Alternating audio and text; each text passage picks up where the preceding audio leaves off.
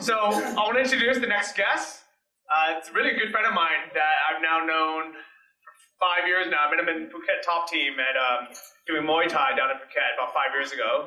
And we randomly both somehow became digital nomads. We reconnected here in Chiang Mai. And what's really cool about Ben is not only is he successful in business, but a lot of it has to do with health as well. So today's talk, Ben Finnigan.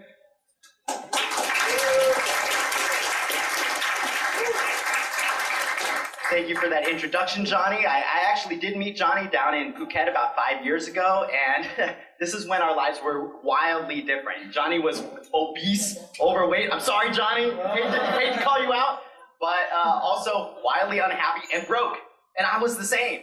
And so even though I had health on my side, I was broke and unhappy and trying to figure out how I can optimize my health to get the most return on investment. And so, you know, where I'm at right now is I'm a digital nomad. So I work online. I have profitable online businesses like almost everybody here. And, you know, that's nothing new. But, you know, what I'm doing right now is focusing on my health and taking my passive income. And now what I'm doing is I'm taking my free time to optimize my health, to do health hacks, to sort of get myself back to the level where I used to be. I wasn't always a digital nomad. I was, at one time, I mean, Johnny just mentioned, we were at a Muay Thai camp together, and I was one of the top, you know, American kickboxers at the time. And so I had actually moved to China when I was 15 years old and lived at the Shaolin Temple. I lived at a Buddhist monastery for 3 years and trained in Shaolin Kung Fu, and then also fought as a professional. So I have 23 wins and 2 losses as a professional kickboxer, fought in front of huge stadiums with 7,000 people in the audience, was televised in over 300 million homes in China, and, you know, I was really feeling like I was at the peak of my health. You know, I was young, healthy, virile, and I felt like I could take on the world. And, you know, I moved to China when I was 15. I turned pro when I was 16. And what I thought was, you know, training and living in China was going to be the most difficult thing I had ever done. And from this point on, I could use that mental fortitude to push myself forward and, you know, crush life. But what ended up happening was that was just the warm-up for what came next. And the fall that took place was a total health crash, where I ended up spending the next 2 years in bed, mentally and physically debilitated. So I went from fighting and living and walking around at 155 pounds, which is about 70 kg. And then I ended up dropping within 6 months all the way down to 45 kg or just under 100 pounds. And so I ended up losing all my muscle mass. I ended up losing my health, both mental and physical. And I got so mentally drained that I was unable to even recognize my parents. And I was unable to even recognize my own name. And so I had extreme mental instability due to Lyme's disease. And so what happened was I was bitten by a tick when I was 8 years old and living on Long Island. And so we were camping there, ended up getting bitten by a tick and got a big bullseye rash, which you can see over there. Now this was in 2006. And so at the time, you know, sort of medical technology hadn't come up yet. This was a new disease, and so they didn't really know how to combat it, and they didn't really understand the parameters of people that live with Lyme's for a very long period of time. And so, you know, the doctor at the time said, you know, it's not a big deal. Just take some so take some Benadryl, something to like get rid of the allergic reaction. You'll be fine. What ended up happening was I spent the next 8 years living with Lyme's, having my natural immune system sort of suppress it and keep it under wraps for the next 8 years. And then what happened when I was fighting in China was I ended up tearing the MCL ligament in my knee, and I also ended up breaking my arm in one of the fights. And that, combined with the bad food, bad air, and bad water, brought down my natural immune system low enough so that the Lyme's disease, which had been insidiously growing within my body, came out. And what happened was those crazy symptoms that we mentioned earlier took place. I ended up losing, you know, about 50 pounds or about 20 kg just in about a 6-month period of time. And I went from being a top-level athlete all the way down to being debilitated in bed. And so through this journey, I realized that, you know, our bodies are incredibly resilient. And as long as we provide ourselves with high-quality nutrients, and as long as we provide ourselves with the environment necessary to be able to boost our natural immune system, we're able to fight off infection, we're able to stay healthy, we're able to get back in shape, and we're also able to maximize our health and our returns on investment. So here I am after Lyme's disease, and this is when I'm living and fighting at Phuket Top Team, and this is when I first met Johnny. So this is when I'm training at Phuket Top Team down south, and I'm at the peak of health.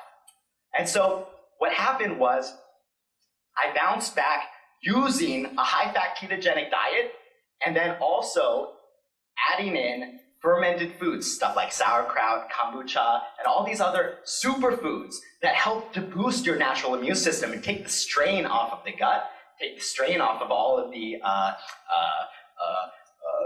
processes of the body that are trying to detox, that are trying to flush your body of toxins. And instead of trying to take antibiotics or plug yourself full of IVs and man-made medicine, instead trying to come at it from a holistic point of view and thinking about the body as one single unit and how can you boost that unit to maximize your health.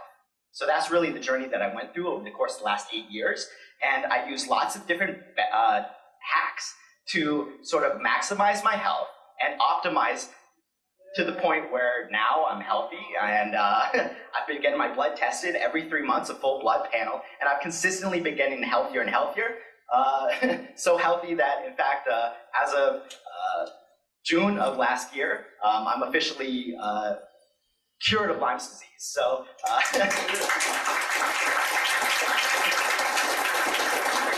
so what it means to be cured of Lyme's disease is that for every 3 months that I've taken those blood tests, they've been tracking the levels of spirochetes in my body, and for 4 years previous to this, previous to last June, I haven't had a single spirochete show up in my blood work.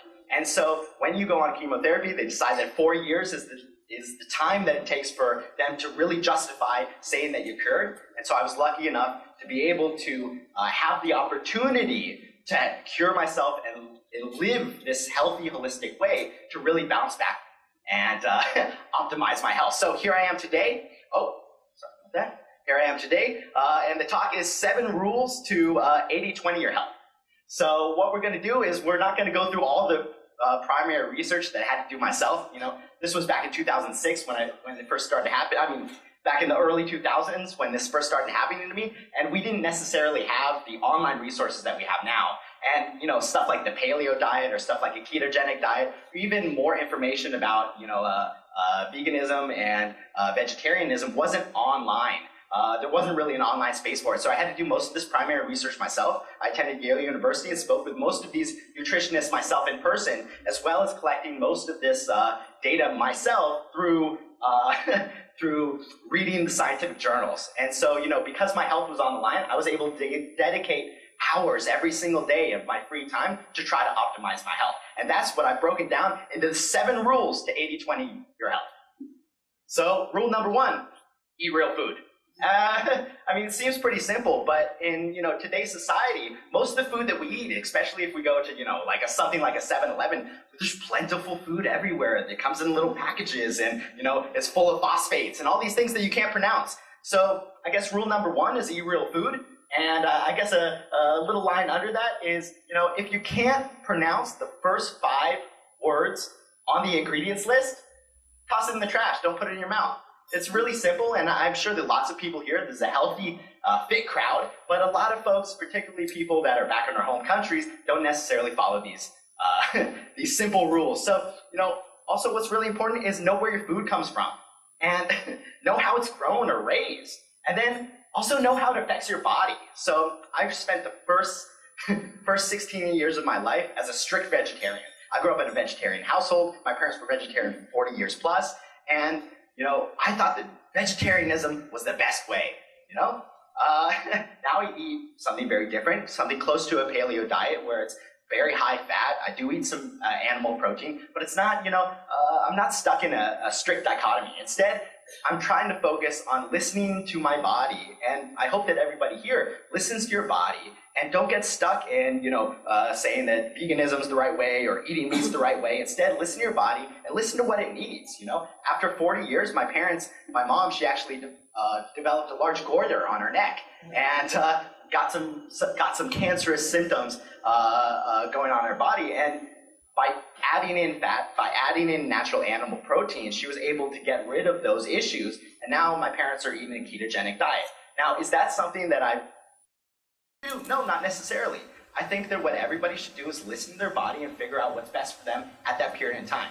Like right now I eat meat, but maybe 2 or 3 years from now, I might go, a couple months, a couple years without eating meat. I'm not stuck in a single path, a single almost religious doctrine of health and wellness. And instead, try to adapt to the changing world around you and listen to your own body and listen to what your body tells you to do. If you feel like eating a steak, eat a steak. If you feel like, eating nothing but vegetables, eat nothing but vegetables. If you feel like eating a high-fat diet, eat a high-fat diet. Just listen to your body and sort of grow holistically with it. All right, rule number 2, eat fat. So this one, a lot of people, they get a little confused about. So I'm not promoting people go out there and they eat like lots of corn oil or soybean oil or anything like that. Instead, I think that people should focus on eating healthy fats. Things like olives, avocados, fish oil, and coconut oil. That's a great, great, great alternative that we have out here that, even in our home countries, we might not necessarily have a lot of access to. So out here, coconut oil is everywhere, and think about it. Your brain, I hate to call everyone here a fathead, but your brain is 60% fat. As digital nomads, we need to use our brain to get a competitive edge on our competitors. We need to make sure that we're staying one step ahead. So power your body and allow your body to feed off of fat to help improve cognition, to help yourself keep sharp. And it doesn't necessarily need to work for everybody. I want to put that caveat out here one more time that I personally did a very low-fat diet for a very long period of time. I noticed there's some vegans in the audience, and I'm sure that a lot of them agree with me that some fats are good for you and some aren't. The ratio at which you use fats varies from person to person, but try to incorporate fats in your diet. Right now, I eat about 60 to 80% of my diet. Most of my calories come from fat, and from that, I've been able to lean down, maintain a very low body fat percentage, and also keep cognition at a high level by focusing on powering my brain off of fat. All right, rule number 3, minimize sugars. I know almost everybody here comes from this background, but I did see some brown sugar drinkers out there. I noticed the brown sugar was taken. So, sugar is one of the largest direct causes of death on Earth, from heart disease to liver disease to diabetes. These are some of the major killers that are really sort of allowed to prosper in our society. It's kind of bizarre that we're okay with sugars being in almost every food, almost every drink, and yet it causes so much damage to the environment. It causes so much damage to our own personal environment, our bodies, and so just minimize sugars. All right, rule number 4, drink. Now, I'm not saying drink alcohol. I'm saying drink water, mostly water from a clean source. And you can supplement with blended fruits, sometimes. But, if you are going to blend with something, try vegetables. And, you can keep things interesting. I'm actually blending lots of avocados and lots of greens into my diet. And I've been finding that to be really beneficial right now. And finding that not only has cognition been able to go up, but I've also been able to mix in some fresh coconuts, crack open some fresh coconuts, add some coconut oil, and add some avocados, and maybe even 1 or 2 bananas, and turn that into a fantastic smoothie that's high in fat and fantastic to eat. I mean, it's really satisfies because it's so high in fat. It allows our body to feel satisfied, allows our body to calm down and relax and realize that they have the energy necessary to take it to the next step. All right, moving right along. Rule number 5, breathe. I know most people here do it unconsciously, but if you try to be conscious of your breaths and breathe deeply and breathe well, that's like a really important thing. It keeps everything going. Our heart is pumping fresh new blood cells to replenish brain tissue, to replenish muscle fibers, and really trying to get our body oxygenated and energized. And so, if I could get everybody here, 1 second, to stay seated and to breathe in deeply, okay? Everybody, right now, breathe in deeply. 1, 2, 3, go.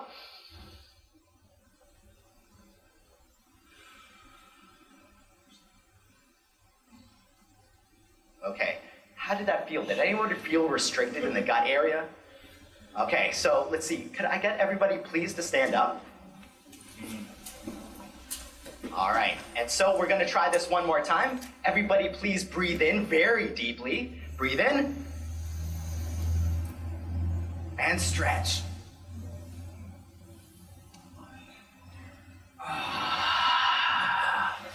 All right, how do you feel? Did you get a blood rush to your brain? Do you feel any more energized? Everybody, could you please sit down?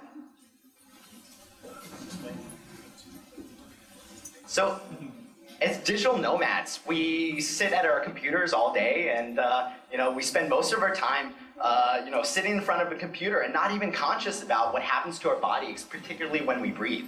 And we're spending hours every single day, going into an oxygen deficit as we sit there, and we're not allowing our body to be used the way that it should be used, to breathe the way that it needs to breathe, and to allow our body to oxygenate the way it needs to oxygenate. So perhaps every 30 minutes or so, set a timer, get up, breathe, and rule number 6 is move.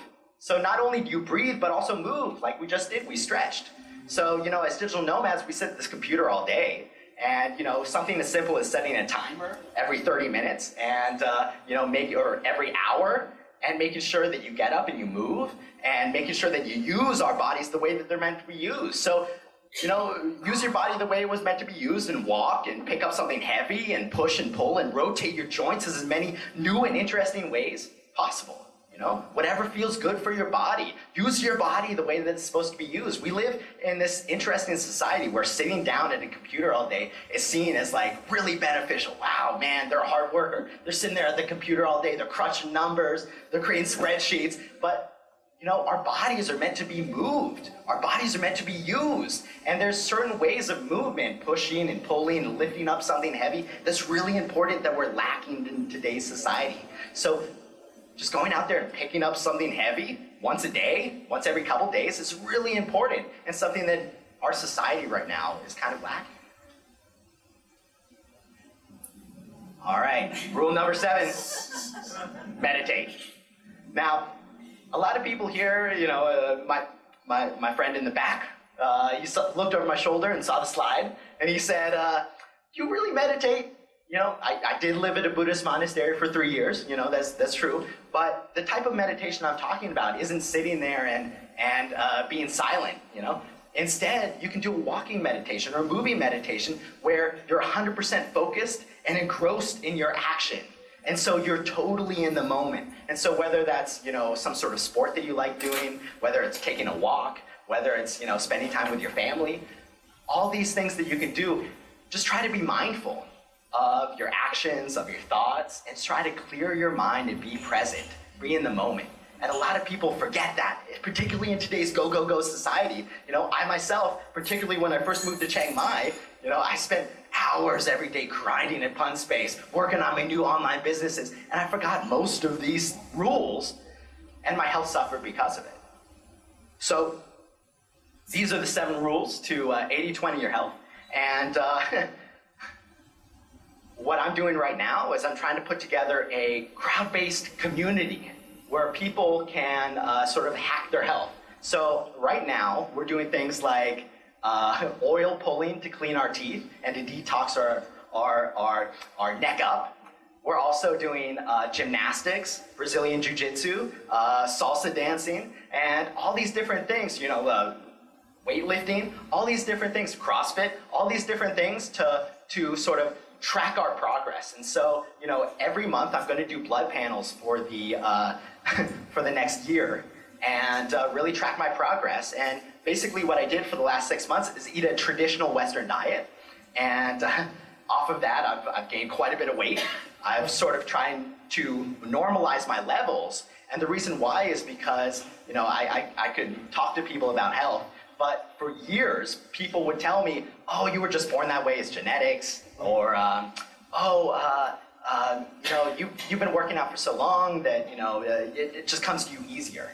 And so right now, I literally have not picked up anything heavy. I have not done so much as a run. I've done everything I could to sort of like mimic the lifestyle that most people are living in by sitting at my computer all day, not moving around, and my blood panels are wild because of it. I've sort of normalized my body within 6 months. And so right now, if you go to the grassfedlifestyle.com, you can see me at the beginning as I do all the biohacks that I did to get myself to this level that I was 6 months ago.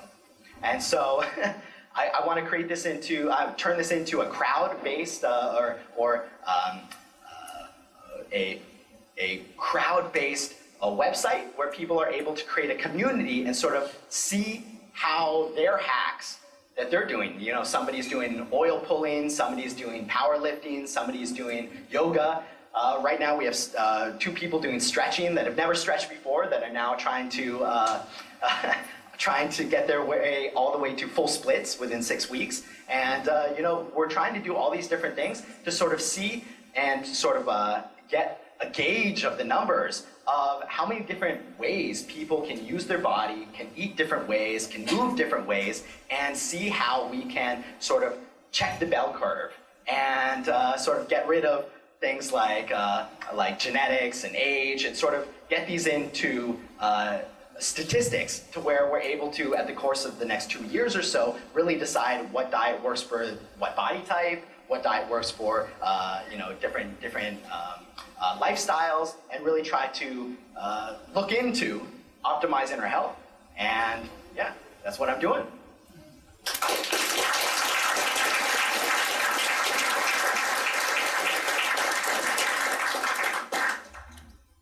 So if you guys want to find Ben Finnigan, go to thegrassfedlifestyle.com and follow his health journey. We have time for a couple of questions. What metrics specifically were you looking at for your blood sample? Actually, I did a full panel, so everything from liver, kidneys, brain function, everything. I've actually gone through over the course of the last 8 years, and every 3 months I get full blood panels because I've had to. And so now I'm going to do what I can get here in Chiang Mai. I know it's going to be difficult, but I'm going to talk to some doctors and try to get as many blood panels as I possibly can. There are a few things that they can't test here. They just don't have the capabilities, but I'm going to do absolutely everything I can to try to track the numbers as much as possible to normalize and sort of get a baseline for where my health is right now. And as I add in a ketogenic diet, as I add in vegetarianism, as I add in all these different types of living and working and moving, you can see and track exactly what happens. Any other questions? You mentioned minimizing your intake of sugars. Is that just refined or fruit sugar as well? I actually limit my intake of all sugars, and so I personally, my body doesn't work well with carbohydrates, particularly like fructose, which is found in most well, actually all natural types of sugar, and so fruits and vegetables and stuff like that. So I'm really trying to minimize how much I take in of any sugars because my body doesn't react to it well. I think that I caused some damage to my liver by eating a vegetarian diet for so many years, but that's just me. And I really try to focus on eating high fat and really try to focus on powering my body off of fat opposed to sugar. And in fact, in the last 7 days, I've lost 7 pounds, so 1 pound per day, by going off of a high sugar standard Western diet and going onto a ketogenic diet. And so in the last 7 days, I've had quite a transformation just by adding in high fats and then also eating lots of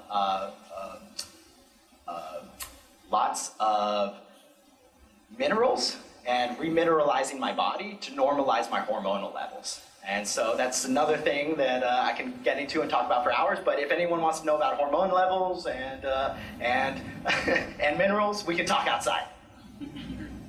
Cool.